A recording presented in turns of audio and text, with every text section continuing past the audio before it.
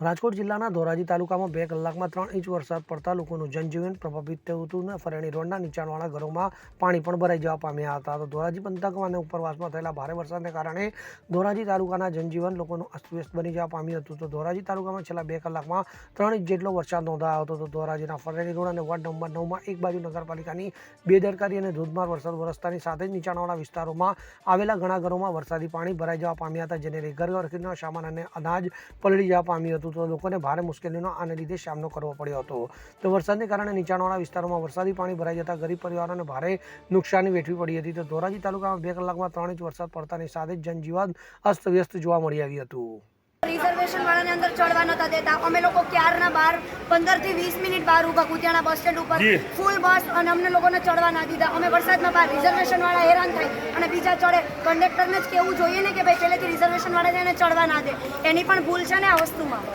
ક્યાંથી હેરાન થાવ છો બેન તમે? ક્યાં ગામથી હેરાન થાવ છો તમે? કુતિયાણા અમે અમારો બોર્ડિંગ પોઈન્ટ કુતિયાણાથી છે, ત્યાંથી અમને ચડવા ના દીધા. અમે 15 મિનિટ વરસાદમાં ઊભા. ક્યાં ગામ જવાનું છે તમારે? માંડવા.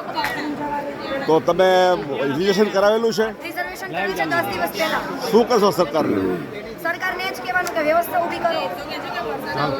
સરકાર પાસે જે સરકાર એસટી બસની જે જાહેરાતો કરે છે, શું કહેશો બાબતે? અમે સરકારને એમ જ કહીએ, તમે બસો મૂકેલી તો એ બધી બસો ગઈ ક્યાં? કેવા હેરાન થાવ છો તમે? કેટલાક દર્દીઓ? અંદર 62 વર્ષના મારા સસરા બેસેલા છે. એમની સીટની બાજુમાં 4 માણસો ઉભેલું છે.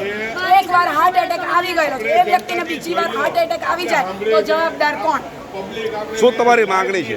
અમારી માંગણી એટલી જ છે કે અત્યારે સિવાય વધારાના જેટલા બી માણસો છે બધાને અલગ બસની વ્યવસ્થા થવી જોઈએ. અને બીજી વાત, આ માંગણી ખાલી આજ પૂરતી નથી કે મારી બસ પૂરતી પણ નથી, પણ એક જાગૃત નાગરિક તરીકે આપણે સરકાર પાસે એટલી જ આશા રાખીએ છીએ કે જેટલી બી બસ ઉપડે, ચાહે પોરબંદરની હોય, કવાટની હોય, વડોદરા, સુરત, અમદાવાદ, એસટીની કોઈ પણ બસ હોય, ફક્ત સીટ જેટલી હોય એટલી જ સીટ પૂરતી જ મર્યાદિત હોવી જોઈએ. 5 પણ અંદર 30 થી 35 જણ વધારે બેઠેલું હોય તો શું? 60 અને 70ની જ છે. તો આ બસનો અકસ્માત થશે તો જવાબદાર કોણ રહેશે? એના માટે જે રિઝર્વેશન નથી કરાવ્યા એમની પાસે પણ પૂરી ટિકિટ લઈ અને તેમને ઊભા રાખવામાં આવે છે, અને જેમનું રિઝર્વેશન કરાવ્યું છે તેમને જગ્યા નથી એવું કહેવામાં આવે છે. તો હાલમાં નવી બસ મુકાય એવી સરકારને વિનંતી. કંડક્ટર અને ડ્રાઈવર દ્વારા શું જવાબ આપવામાં આવ્યો? કંડક્ટર અને ડ્રાઈવરનો એવો જવાબ આપવામાં આવેલો છે કે તમે લોકો ડિસાઈડ કરી લો, અમારા હાથ અમે કંઈ નથી. એ લોકો હાથ ઊંચા કરીને જતા રહીએ. તમારે ક્યાંથી ક્યાં જવાનું હોય છે? અમારે ધોરાજીથી બરોડા જવાનું. હાલ કેવી પરિસ્થિતિ છે? હાલમાં પરિસ્થિતિ એવી છે કે 2 કલાક બસ મોડી થયેલી છે, તો સમય પણ બગડે છે અને વ્યવસ્થા પણ.